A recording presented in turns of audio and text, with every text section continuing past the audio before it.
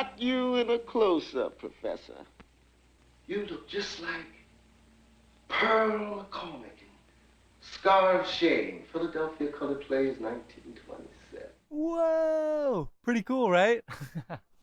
Welcome back, my film club people. It's me again, Carson.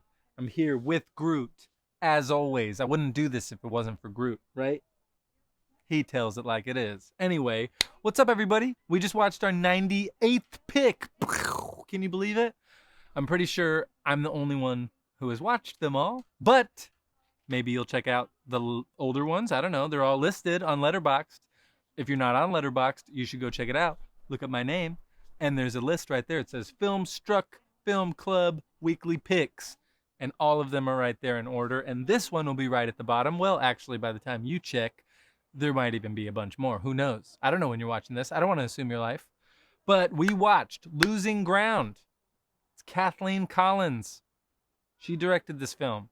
Now, if you are like, I've never heard of that movie, I hadn't either until I decided to watch it. Couple of fun facts about this film. It came out in 1982, but nobody saw it because it was made and then it did some independent film festival circuit and then didn't get distributed. And a couple years later, Kathleen Collins died and the film was lost for a whole long time. But before I get to how it was found and stuff, let's talk about Kathleen Collins. She is an incredible woman. She has the distinction with this film of being the first African-American woman to direct a dramatic feature film. So Zora Neale Hurston had directed a nonfiction film in the 20s. She's a writer. You should look her up. But then there wasn't really any movies made by a black woman, at least not in America, until this. You may recall we watched Daughters of the Dust a couple weeks ago, Julie Dash's film, and that film has the distinction of being the first film directed by a black woman to get a wide release. So that film actually did get a distribution where this film did not.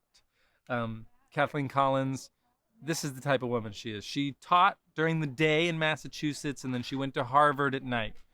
She was an activist for SNCC during the civil rights movement. In 1966, she goes to the Sorbonne in France, where she gets a master's degree in French literature and cinema. A degree in cinema in 1966 is a brand new idea. You're not getting a film degree much sooner than that. But she had this schooling in France. She becomes an editor. She was an editor for a long time. She also was a playwright, has written many short stories, and then she made 2 feature films, one being this one right here, Losing Ground. Check this out. In 2013 or 14, I forget, Kathleen's daughter, Nina, finds all of her mother's work, her writings, her films, and she goes about trying to get the films properly restored because she had the negative to this film, and she wanted to get the works published, the written works published. And then there was a screening in 2015 at Lincoln Center of this film. So you have to imagine this movie goes basically unseen for 30 years almost or more, and then it comes back to life in 2015. The New Yorker, the New York Times, Vice, all of these publications have gone on to review this film, and they call it one of the best American independent films of the 1980s. They call it one of the most unique American independent films. And basically, it's just a diamond in the rough, right? It's similar to Cane River that we just watched as well. It had all this time buried, and now, only within the last couple years, Cane River more recently, but only within the last few years, these films have really gotten an opportunity to be seen by us. So Sidewalk Stories, Cane River, Losing Ground, these are all films that thank you, Criterion Channel, for putting out there for us to check out. So yeah, Kathleen Collins, she did pass away in 1988. She had breast cancer. She died at 46 years old. And so it is just kind of a miracle that her daughter took up the undertaking of really ensuring that her mother's legacy was intact and was also able to be shared with all of us. So I do hope that you got a chance to watch this film. If you didn't, I'm going to talk about it a little bit right now, but you should really go check it out. This film is worth your time. It is a very kind of intellectuals film in some ways. I will say it kind of spiritually reminded me of Marriage Story. We are dealing with two kind of artistic intellectuals who these two people have been married for some time, and they're kind of at a crossroads in not only their life but in their relationship. She, Sarah, beautifully played by I got it right down here, Sorette Scott. She is magnificent as Sarah, and her husband Victor, played by Bill Gunn, who was also a filmmaker. If you've ever heard of a film called Ganja and Hess from the 70s, he directed that. And I need to check that out. I have not watched Ganja and Hess, but I'm curious to check it out. I guess it's kind of like a campy horror film. But I'll let you check it out, and then you can hit me up and tell me what you thought about that one. But no, another surprise here is that Dwayne Jones plays a character named Duke in this film. So if you did watch it already, he's the tall, handsome, articulate guy who's in the thesis film with Sarah. I'll get to that in a second. But I was looking at him and I was like, he looks kind of familiar, but like, how do I know this guy? So of course I looked him up. He's in Night of the Living Dead. So if you've seen Night of the Living Dead, the handsome black man that's in that movie, yeah, he's in this one too. So Kathleen got a killer cast. The people in this movie do such a great job. But we follow Sarah, who is a philosophy professor, and Victor, who is an abstract painter. He has just sold a painting, so he's excited, and she is kind of seemingly like in a weird place in her job. Right out the gate, like several of her students mention her husband to her, and she's just kind of thrown off, like, why is everybody talking about my husband? But so we kind of start to deal with this interesting notion throughout the film where Sarah is kind of trying to explore where an ecstatic feeling comes from, or what it is. What is ecstasy? And then you have Victor, who is this abstract artist who is perhaps trying to find a little bit more like purity and realism in his work. And so they're both kind of dealing with some things. There's even a moment, the couple, they're talking about moving upstate, maybe for a little while. And she's like, well, I need to be near a library for my research project. And he's kind of poo-pooing it. And she sort of offhandedly makes a comment about like, well, if I was a painter or an actor, like would I get a little bit more consideration? Kind of dealing with this idea of like intellectuals and artists, which aren't necessarily mutually exclusive, but when they do kind of run parallel and where they intersect is different when you're living and married to one and there's not a whole lot of understanding. So it is kind of cool because she gets asked early on in the film to be in one of her students' thesis film projects, and she's like, I'm not an actor, why do you want me to do it?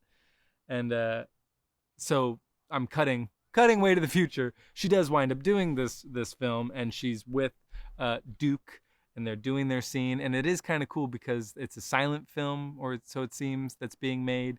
And the storyline of that film is kind of mirroring the storyline of the film that we're watching in a weird sort of dancey way. So that's kind of a cool thing that's folded in. But I read a review that I found really interesting where, given Victor and Sarah's differences, right? You have this scene of Sarah talking to Duke where she's filming this thesis project, and it's all happening along this tracking shot on, this dolly shot. So it's all very smooth and clean. Then you have Victor, who's kind of wandering around, just kind of taking in this new environment and looking for inspiration, and it's all this handheld camera work. So you have his kind of loose freedom and her a little bit more rigid. And so just this film vocabulary that Kathleen Collins is presenting to us is just very immediately kind of like, oh, here is someone who knows her shit. This is a real filmmaker. We're dealing with an artist. And it makes perfect sense because on the Criterion Channel, I watched this great interview with her where she talks for a while about this film, this intro to film course that she was teaching, where she talks all about teaching the vocabulary of film. Similarly to if you were to write an essay, the importance of the commas and the parenthetical statements and the periods. Similarly, you need to know what it means when we're dealing with light and space and camera movement and movement within a frame, and how all of these different things mean something. So for anyone that is curious about cinema and how it works and how a filmmaker is trying to tell us something, I really strongly encourage checking out this interview, because it was really educational for me, as well as I got an opportunity to appreciate the filmmaker that I had never heard of, and who thoroughly blew me away with her very cool, very unique film.